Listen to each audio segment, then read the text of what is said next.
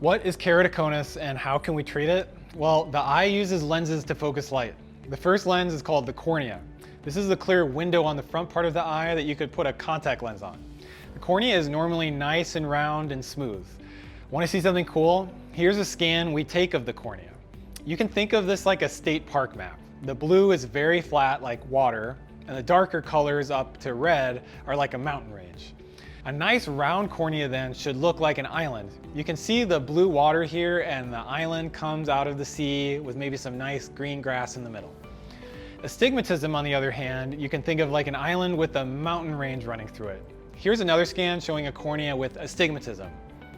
Now, keratoconus. Keratoconus is like having a mountain range on your island, but also having a volcano on one side. Here's what that looks like on a scan.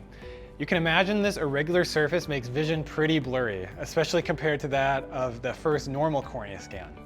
A volcano is a good analogy for a few reasons. First, like a real volcano, it means the ground is unstable. Your cornea might keep changing, and the mountain range, astigmatism, and volcano cone could keep getting bigger if we don't treat it. It also could erupt. If keratoconus gets bad enough, fluid from the inside of the eye can flood the volcano and cause a big scar. This is why we want to treat keratoconus as early as possible. How do we treat keratoconus? Well, we have two strategies. First, we want to stop the tectonic activity of the island and make it so the keratoconus won't get any worse and the cornea won't change anymore. This is accomplished through corneal cross-linking. In this procedure, a vitamin called riboflavin is added to the cornea to act like a glue to hold the cornea together tightly and stop it from changing anymore. The vitamin is activated with a special UV light. You won't feel anything during the procedure and will be comfortable the entire time. While cross-linking doesn't improve vision, it's very important to stop the keratoconus from getting worse. To improve your vision, we have to address the cone. This can be accomplished in two ways depending on how advanced your keratoconus is. A type of LASIK called Contoura can take a special scan of your cornea, locate the cone, and selectively treat the irregular areas to smooth out your cornea and improve your vision. You can think of this like shaving down the volcano and making the island smoother.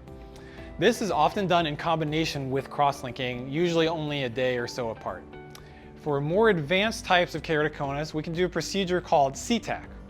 This is a procedure where, again, using a sophisticated scan, we isolate that cone. Instead of shaving it down though, we actually add more cornea around the cone. This has essentially the same effect as Contoura and makes the entire cornea more regular, which improves your vision. A good way to think of this is like a rock in a potted plant. You can take the rock out, but if that's too big of a rock or too hard for some reason, we can also fill in dirt around to make the potted plant smooth again. So as you can see, even if your keratoconus is advanced, there's ways we can not only stop it from getting worse, but also work on improving your vision.